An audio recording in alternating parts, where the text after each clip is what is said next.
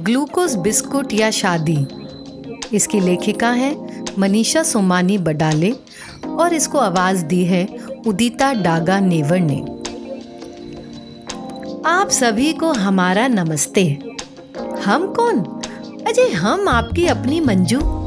वैसे तो माता पिता ने नाम मंजुलिका रखा था, पर मूवी जब से वो पिक्चर आई है ना, वही अक्षय जी की, जिसमें मंजुलिका ने सबका जीना हराम कर दिया था, तब से हम खुद को मंजू ही कहलवा लेते हैं। तो हमारा परिचय तो हो गया, अब मुद्दे पर आ जाते हैं। जी, हमारा बचपन से खाने पीने में बस एक ही शौक रहा है, गर्म चाय में ग्लूकोज बिस्कुट डुबाकर खाने का।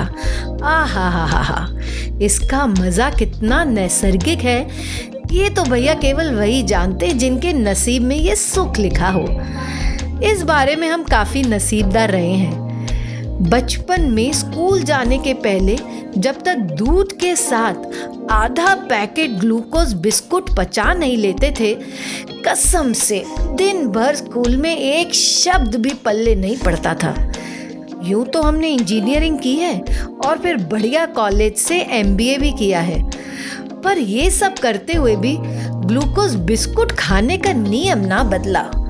चाहे परीक्षा हो, प्रेजेंटेशन हो या ऑफिस में क्लाइंट मीटिंग, सुबह की चाय के साथ भैया ग्लूकोज बिस्किट का दौर हमेशा चला। फिर हम 24 साल के हो गए, बस शुरू हो गई माता पिता की तलाश अपने दामाद की। अब तो हमारे छोटे भाई और बहन ने हमें चिढ़ाना भी शुरू कर दिया था। ऐसे हंस हंस कर कहते थे, जीजी तुम तो किराने की दुकान वाले से ही शादी करना। कभी कहते, जीजी तुम ही सारे ग्लूकोज बिस्कुट खा लोगे तो जीजा जी को नुकसान होगा, वो तुम्हें खाने भी नहीं देंगे और तुम्हें मारेंगे, और क्या पता गुस्से में तलाक ही ना दे दें। भगवान कसम ऐसा गुस्सा आया कि क्या बताएं। अभी तो शादी भी नहीं हुई हमारी और इन नासपीटों ने हमारा तलाक करना शुरू कर दिया। मन तो किया कि टेटुआ दबा दे दोनों का। फिर हमारी भोली भाली अम्मा का चेहरा याद आ गया तो हम चुप हो गए। आखिर हमारे माता पिता को एक लड़का मिल ही गया जो उनका दामाद बनने के लायक था। अम्मा और बाबूजी ने उनको देख लिया था उनके घर जाकर, और अब बारी थी लड़का और लड़की यानी हिमांशु जी और हमारे मिलने की। तो तय यह हुआ कि हम हमारी छोटी बुआ के साथ जाएंगे और वो अपनी जीजी के साथ आएंगे। जहाँ मिलना था उस जगह का नाम सुनते ही हमारी आंखें चौड़ी हो गई। शहर के जाने माने 5 सितारा होटल के रेस्टोरेंट में बुलाया था, और वो भी चाय के समय। हमारी खास सहेली ने हमें समझाया, देखो भाई थोड़ी स्टाइलिश बन के जाना और वहाँ कॉफ़ी ही पीना। अब वो हमें बचपन से जानती थी और हमारे ग्लूकोज बिस्कुट और चाय की कमजोरी से अनभिज्ञ नहीं थी। उसने सोचा होगा कहीं हम चाय बिस्कुट खाने बैठ गए तो लड़का हाथ से ना निकल जाए। अब क्या बताएं, जैसे तैसे हम उधर पहुंचे।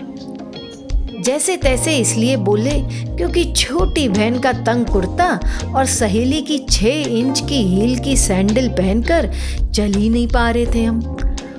हिमांशु जी अपनी जीजी के साथ पहले ही आ गए थे। दुआ सलाम के बाद कुछ देर औपचारिक बातें चली और फिर हम दोनों को अकेला टेबल पर छोड़कर बुआ जी और उनकी जीजी होटल का शॉपिंग कॉम्प्लेक्स देखने निकल गई। जाते जाते बुआ जी ने जो इशारा हमें किया और उनकी जीजी ने इशारा जो उन्हें किया, वो हम दोनों ने देख लिया। हाय हेलो के बाद मेन्यू कार्ड हमारे हाथ में देकर उन्होंने पूछा, आप क्या लेंगी? सोच कर तो आए थे कि कॉफ़ी ही पिएंगे, पर मेन्यू कार्ड में इतनी तरह की चाय थी। इलायची चाय, अदरक चाय, काली मिर्च चाय, मसाला चाय, लेमन ग्रास वाली चाय, अजवाइन तुलसी वाली चाय, और ना जाने का कि मन किया कि एक एक कप सभी मंगा लें। पर का करें, वक्त की नजाकत को देखते हुए सिर्फ मसाला चाय ही मंगाई। तब तक खुद को हम संभाले हुए थे किसी तरह, पर जैसे ही उन्होंने पूछा साथ में कुछ लोगी, तो सब्र का बांध टूट गया और झट से हम कह बैठे, हाँ जी, ग्लूकोज बिस्कुट लेंगे। चाय बिस्कुट आए, तब तक हम ऑफिस और अपने शौक, दोस्त, इन सब की बातें कर रहे थे। पर जैसे ही चाय आई, हमारा सारा ध्यान उस पर चला गया। झट झट बिस्कुट चाय में डुबा डुबा कर खाने लगे। ये भी ना देख सके कि बेचारे हिमांशु जी का ऑर्डर आया भी या नहीं।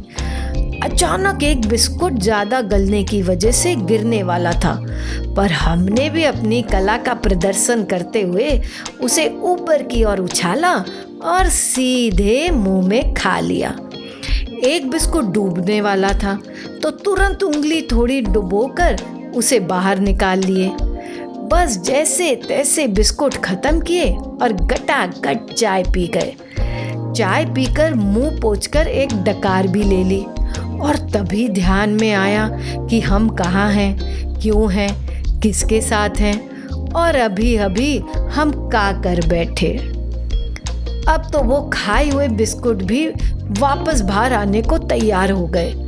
अपने रुआसे से चेहरे को ऊपर उठाकर देखा तो हिमांशु जी की आंखों में आश्चर्य और मुस्कुराहट के मिले जुले भाव थे।